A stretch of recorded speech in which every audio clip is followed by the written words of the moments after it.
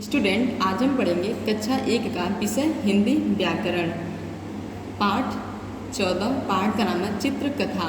तो आज हम चित्रकथा के बारे में पढ़ेंगे कि चित्रकथा क्या होता है। आज तक आप लोग दादी नानी नाना के सामने सुनी होंगी कहानियाँ, और आज आप चित्र को देख के आप कहानी के बारे में पढ़ेंगे और समझेंगे कि कहानी क्या होता है, चित्रकथा क्या होता है। चित्र को देखेंगे और उसकी कथा को आप समझेंगे। तो चलिए हम शुरू करते हैं।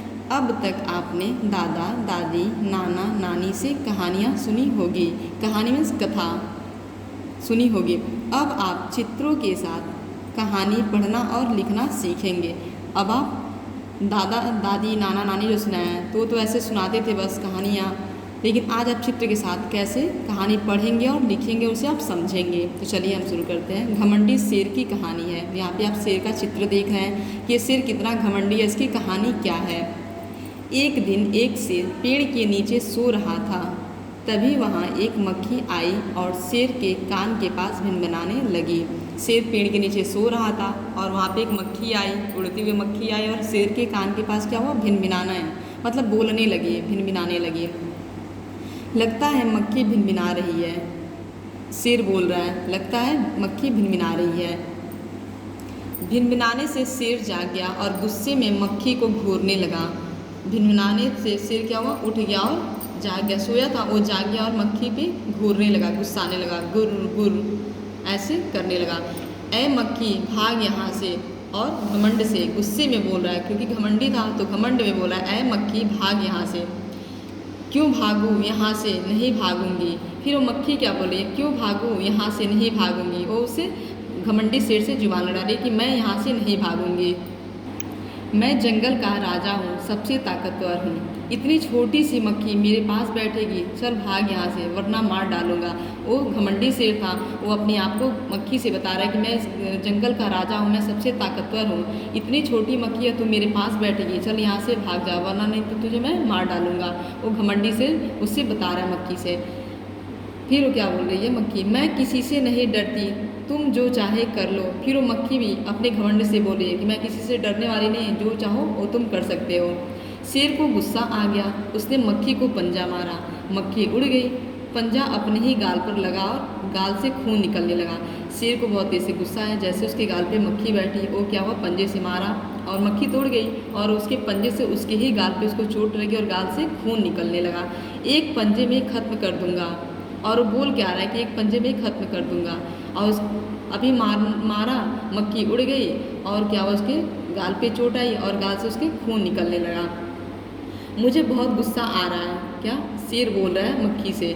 मक्खी अब कान के पास भिनभिनाने लगी। गुस्से में शेर ने कान पर पंजा मारा, कान लहूलुहान हो गया।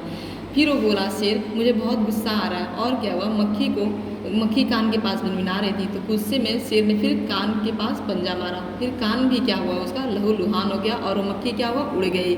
हाय, अपनी ही नाक नोच ली। फिर क्या हुआ, अब मक्खी नाक के पास भिनभिनाने लगी। गुस्से में शेर ने नाक पर पंजा मारा और अपनी नाक नोच ली। फिर क्या हुआ, अपनी वो नाक नोच लिया क्योंकि वहाँ पे नाक के पास भिनभिना रही थी और मक्खी वहाँ से चली गई। जैसे वो मारा, वो अपना नाक खुद नोच लिया। क्या मुसीबत है, फिर वो शेर कह रहा है, क्या मुसीबत है। शेर अब परेशान हो गया और दुखी होकर वही ज़मीन पर बैठ गया। अब शेर क्या हुआ, अपने उससे नुकसान तो उसी को, शेर को ही पहुंच रही थी क्योंकि छोटी मक्खी तो उड़ जा रही थी, वो चालाक थी, लेकिन घमंडी शेर अब वो मुसीबत में पड़ जाता। जब वो मक्खी को मार रहा था तब उसी को नुकसान पहुंचता था। कभी गाल पे उसके चोट आती थी, कभी उसके कान पे चोट आती थी, कभी उसके नाक पे चोट आती थी। ऐसे वो मुसीबत में पड़ जाता था। ओह दर्द सहा नहीं जा रहा। फिर वो शेर क्या बोला, ओह दर्द सहा नहीं जा रहा। शेर की समझ में अब कुछ नहीं आ रहा था, वह थक चुका था और दर्द से भी परेशान था। वह उठकर जाने लगा। शेर की अब समझ में कुछ नहीं आ रहा था कि वह छोटी मक्खी है, उसके साथ में क्या करूं, क्योंकि वो बहुत घमंडी था और वो दर्द से वो परेशान था, उसको सहा नहीं जा रहा था दर्द। घमंडी शेर, घमंड का फसल तुझे मिल गया, किसी को कमज़ोर मत समझना। छोटे बड़े सब अपनी अपनी जगह महत्वपूर्ण होते हैं। फिर वो क्या सोच रहा, मक्खी बता रही है और शेर अपने बारे में सोच रहा है कि घमंडी शेर, घमंड का फल तुझे मिल गया। कभी भी किसी को अपने से छोटा और बड़ा नहीं समझना चाहिए। सबकी अपनी अपनी जगह का स्थान मतलब महत्वपूर्ण होता है। मक्खी ने पीछे से शेर को आवाज़ दी तो उस घमंडी शेर को मक्खी ने पीछे से आवाज़ दी थी कि घमंडी शेर, तुझे तुम्हारा फल मिल गया। कभी भी तुम ये मत सोचना कि तुम बड़े हो, तुम जंगल के राजा हो तो तुम सबसे वीर हो। नहीं, तुम सबका, सब लोग छोटे हैं लेकिन सबका, तुमसे सब लोग यहाँ पे छोटे हैं लेकिन सबका महत्वपूर्ण है अलग अलग स्थान का, क्योंकि वो भले ही मक्खी है लेकिन उस समय वह शेर से क्या है, आगे है, उस शेर को धमका रही है। तो ऐसे ही मक्खी और शेर की कहानी आप पढ़िएगा, बहुत ही अच्छी कहानी है।